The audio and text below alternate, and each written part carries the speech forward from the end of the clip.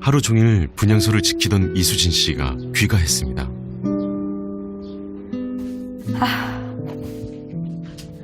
진짜. 이수진 씨는 1년 전 예기치 못한 사고로 수술 회복을 반복하고 있습니다. 아직 몸이 완전히 회복되지 않아 견디고 있는데요. 아픈 몸을 이끌고 매일 분향소로 가는 이유는 자신의 삶도 먼저 간 고 한성욱 씨와 별반 다르지 않기 때문입니다. 집에 오자마자 진통제부터 찾는데요. 성취하는 몸을 이끌고 2달 넘게 조문을 다니다 보니 안 아픈 곳이 없습니다. 요즘은 진통제도 잘 듣지 않아 갈수록 양과 횟수가 늘고 있습니다.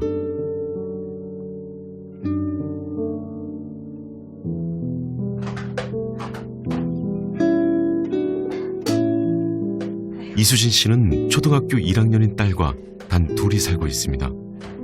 사고로 다쳐 일을 할 수 없게 되면서 기초생활수급을 받고 있는데요. 2인 가구 약 87만 원의 생계급여를 지원받고 있습니다.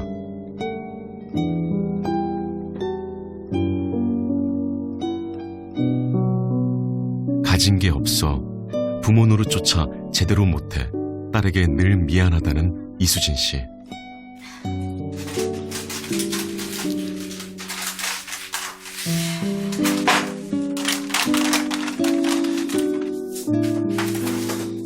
늦게 귀가해 배고픈 딸을 위해 서둘러 저녁 식사를 준비하는데요. 저녁 준비가 생각보다 간단합니다.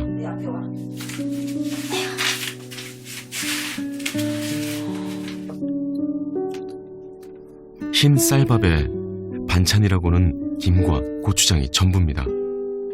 한창 성장할 시기인데 식사가 너무 부실한 것 아닌가 걱정인데요. 한 끼 정도면 그럴 수 있다고 하겠지만 거의 몇 끼 이렇게 먹는다고 합니다.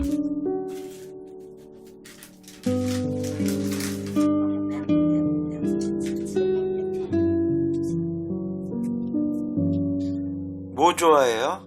음식은? 고추장. 고기도 좋아해요. 돼지고기, 소고기 같은 거 되게 좋아해요, 얘가. 자주 해줘요? 저요? 제 자금이 어떻게 그렇게 따라갑니까? 애가 안만 좋아해도 그래서 일주일에 한 번씩 조금씩 5,000원어치씩 이거 끊어다가 가서 한 끼만 먹여요. 5,000원에 싸다 주면 아이고 얘는 엄마 더 없어. 이래 아이고 앉아서 엄마 더 없어. 그래 다음에 또 사다 준다. 엄청 좋아해요. 엄마 먹어. 알았어. 엄마랑 같이 좀 딸이 같이 먹자는 말에 이수진 씨가 들고 온 것은 먹다 남은 상추입니다. 딸은 김에 고추장, 엄마는 상추에 고추장. 시골에 가서 살고 봐요. 조리를 하지 않고 이렇게 간단하게 먹는 데는 속내가 있었습니다. 쌈쓰기 좋아해요. 그래야 가스비도 아끼고 전기도 아끼고 시간이 좀 아끼잖아요. 가스비 같은 것 때문에? 겨울에도 속에 이거 불 안 빼요. 어딘가에서 조금만 빼. 한 번 씹어서 습하면 조금씩 달고도 그래요. 어디 가서나 어른들한테 버릇 없이 놀지 말고 그솜씨나 예 알았습니다 하면 다요. 절대로 대꾸하거나 그러지 마. 넘어진 친구들이 있으면 배워주고. 엄마 근데 그거 밥 먹을 때마다 몇 번 말해.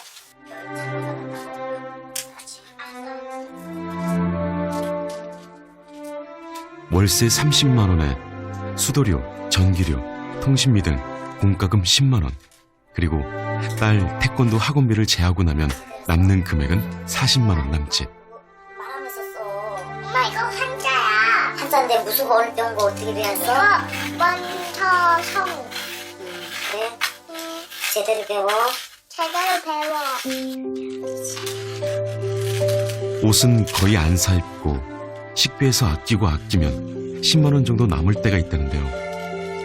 가난을 대물림하지 않기 위해 저축이라도 하려면 꼭 돈 들어갈 곳이 생긴다고 하죠.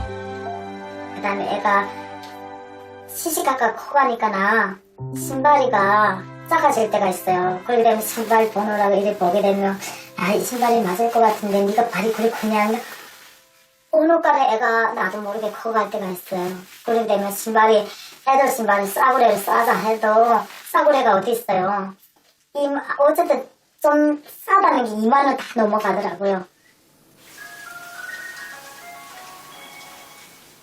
이수진 씨에게는 2명의 자녀가 더 있습니다. 야, 아들 뭐해? 뭐해? 핸드폰 보고 있었어? 어디 오늘은 어떻게 돼서 신호 잘 되네? 그랬구나. 그랬어? 알았어. 지금은 어떻게 공부를 잘하고 있는 거지? 그래. 어떻게 해서 공부를 해라. 하지 않으면 안 되니까는. 어떻게 해서는 엄마가 지금 아프니까는. 그런데 이제 겨울방학에 노력해서 한번 가볼게. 알았지? 그래, 알았어. 엄마 전화비 많이 나올 것 같아서 먼저 끊는다. 아들 사랑해. 그래, 알았어. 끊을게. 할머니 말씀 난 잘 듣고. 학비라도 좀 대줄 수 없나 하고 전화 올 때가 있어요. 그때 되면 안타까워서 그래서 울음밖에 울음으로 답해주네요. 탈북 과정에서 중국인과 결혼해 낳은 자녀들입니다. 우리나라로 들어올 때 중국인 남편과 이혼하고 2 아이를 데리고 왔지만 아이들이 한국 생활에 적응을 못해 중국으로 보냈는데 뻔한 살림이라 아무런 지원을 못하고 있습니다. 어쨌든 힘들어요. 힘들기도 하고 사람이 숨이 붙어있으니까 사람과 이렇게 생각합니다.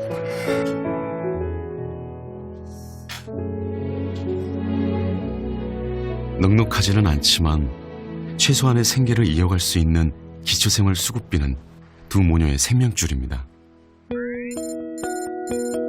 우리나라는 2000년부터 국민 기초생활보장제도를 시행하고 있습니다. 기초생활보장제도는 가난한 이들에게 최후의 안전망입니다. 제도가 시행된 지 20년이 다 돼가지만 곳곳에서 문제점이 발생해 안타까운 사건들이 생기고 있습니다. 지난 몇 년간 정부가 이제 복지 사각지대에 있는 빈곤층이나 위기가구를 발굴해서 찾아가는 어떤 복지 서비스를 통해서 어떤 위험 가정에 대한 어떤 사고 발생을 미연에 방지하려는 노력을 많이 기울였는데요. 현재 문제는 아무리 이런 시스템이나 공무원들의 적극 행정을 통해서 찾아가는 장치를 마련한다고 해도 기본적인 사회보장제도에서 빈곤층에 대한 어떤 지원을 하는 게 지나치게 어떤 엄격한 기준으로 지원을 하는 시스템이 유지가 되고 있기 때문에 많은 사람들이 기존의 어떤 복지 안전망에서 배제되고 있다는 기본적인 제도적인 한계가 여전히 유지되고 있는 게 가장 중요한 문제라고 생각을 합니다. 특히 이 부양의무자 기준이라는 게 있어서 본인은 굉장히 생활을 하기가 어려움에도 불구하고 친족 관계에 있어서 일정하게 부양 능력을 가진 친족이 존재한다면은 수급 자격을 인정하지 않는 거죠. 가령 최근에 탈북 모자 사건 같은 경우는 이혼을 해서 생활이 어려운데 더군다나 중국에 있는 중국인 남편과 이혼했다는 것을 증명을 가져오면 지원을 해주겠다. 이런 정도로 이제 엄격한 잣대를 들이대니까 당장의 생계가 어려운 사람으로서는 정부의 손길도 지원의 손길도 받을 수 없는 그런 상황으로 빠지게 되는 것이라고 봅니다.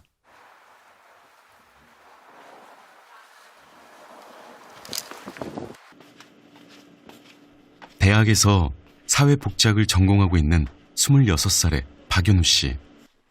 고아원에서 자란 박연우 씨는 최근 홈리스 지원센터 그룹홈에서 생활하고 있습니다. 물론 중간에 노숙 과정이 있었죠. 만 19세가 되던 해 자립지원금 500만 원과 함께 세상에 나온 박연우 씨.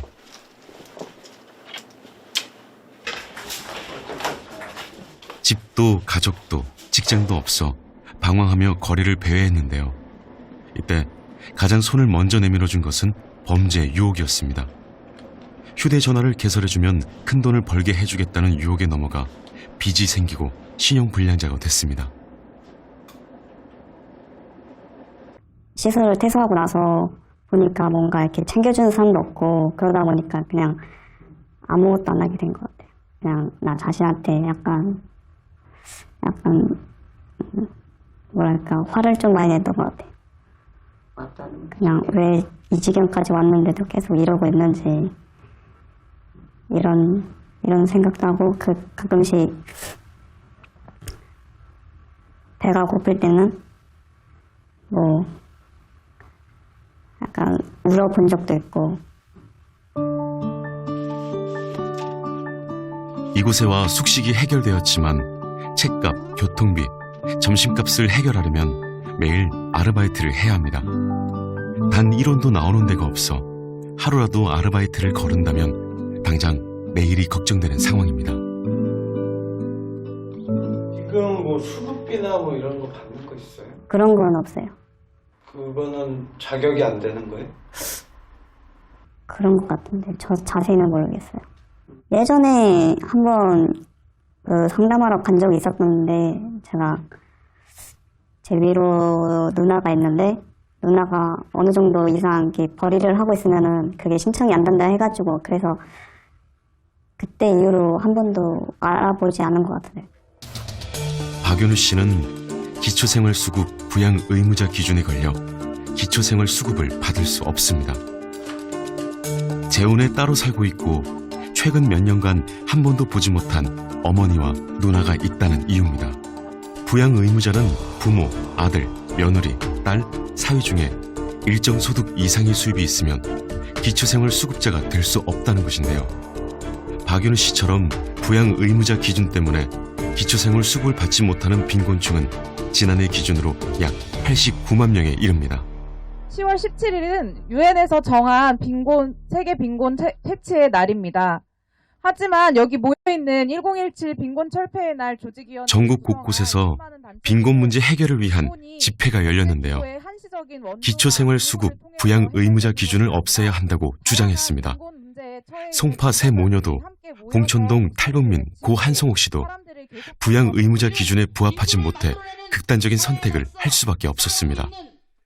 부양 의무자는 빈곤 문제 해결을 위한 걸림돌이 되고 있습니다. 쪽방 주민들이다. 가난 때문에 죽지 않는 세상 빈곤을 철폐하라. 광화문 지하 농성장에서 5년 동안 이 싸움을 하면서 정말 많은 사람들이 죽어갔습니다.